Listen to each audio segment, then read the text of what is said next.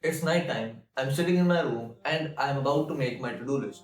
But before that, I'm going to check off my habit trackers. And there is a habit there, protect Salah. I take it and then I start looking at its record. I see that there are all ticks. There is not even a single cross there. At that moment, I realized that I have done it. I have become consistent with all the 5 daily prayers. Okay, so to make things super clear, the steps I'm going to tell you here are super simple to understand, but they are really hard to implement in real life. And even after you watch this video, I can bet that 90% of the people who watch this video will not implement that step. And what is that step? Fix a time for every single prayer of yours. Because let's say that you are doing your work in your day, like you are working or anything like that. The time you fixed for your prayer is now here. Guess what? If you have fixed that time, your mind will start ordering you to get up and pray. But most people don't have a fixed time, and so they don't get up and they don't pray. Instead, they keep working. If you say that Akhirat is your number one priority, then act like it. If it is the time for prayer, then go and pray. Don't keep working. Like, this is what I say, that your day should be revolving around your prayers, not your prayers revolving around your day. What this means is that, let's say that you are making your list and then you are thinking to yourself, from this time to this time I'm going to do this thing, and then after that I'm going to do this thing, and so on. What you should be thinking to yourself, how can I manage all of these things around my prayers? You should not be thinking to yourself, okay, how am I going to manage my prayers around all of these things? This means that the time for all of your prayers should be fixed. You should know that, okay, from 1:30 to 1:50 I pray Zuhr. That is it, period. There is no negotiation on that. Like, the world should move here and there, but your prayers should not move here and there. And this will only happen if you have a fixed time for every single prayer of yours. And if you make your prayers your number one priority, Allah has promised to take care of all of your priorities. Your tasks will get easy. The work that normally took you 5 hours to complete, you will be able to complete it in 2 hours.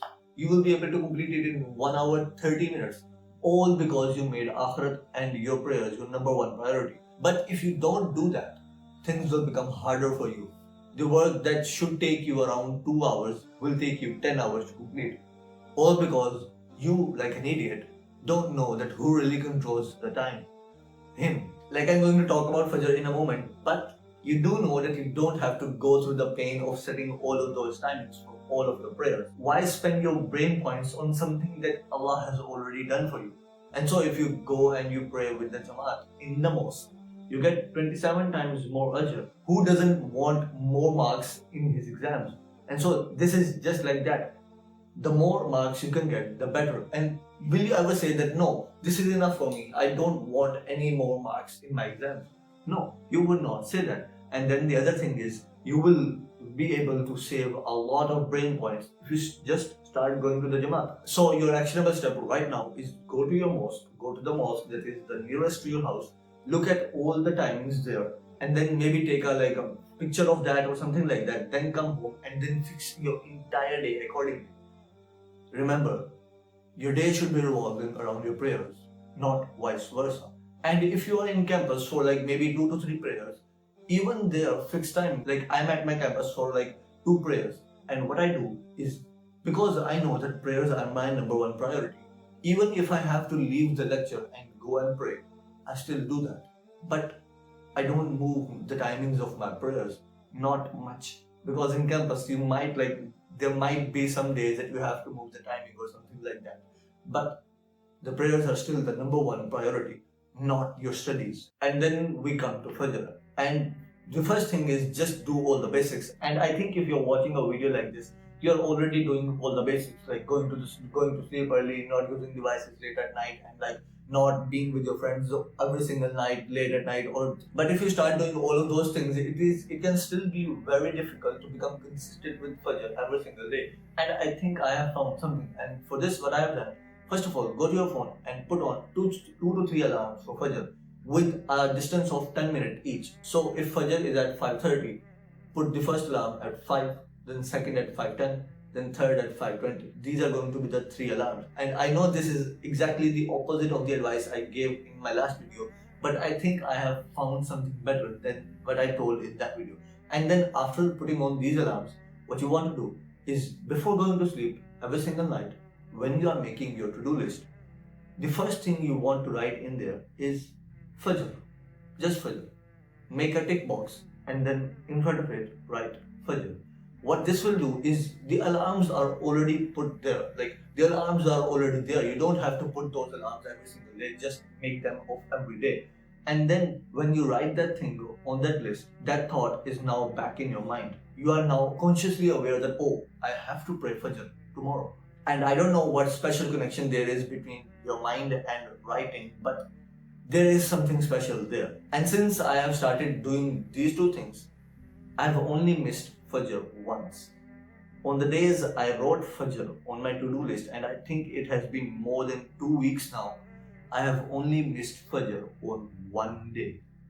This is how powerful it is. And then finally, know that, bro, if you don't want to pray the prayers, it is going to be very, very, very hard to become consistent with them. If you don't want to pray, if you don't want to do that thing, how can you become consistent with that thing? No, humans don't work like that. You cannot force a human to do a particular thing for a long amount of time. Yes, he might do that thing for 2 to 3 days, but for 2 years, 3 years, 20 years, no, he will never do that. And so instead of viewing all of these prayers as a burden, instead of saying that, oh, I have to pray, just say that, oh, I get to pray. Like there are literal millions of people out there who don't get to pray, who are not Muslims, and there are even Muslims who don't get to pray. And instead of saying, oh yes, I don't pray, what can you do? Ask yourself, what am I doing that Allah does not want me to stand in front of Him? What am I doing that He does not want me to go into His house? Because remember that all tawfiq comes from Him. وَمَا تَوْفِيقِ إِلَّا بِاللَّهِ. And so instead of being proud that I don't pray, you should be worried to yourself that what am I doing that Allah does not want me to stand in front of Him? And so if you want to join a community of like-minded people, Muslims who are on self-improvement, click the first link in the description. And so do good, and I'll see you in Jannah.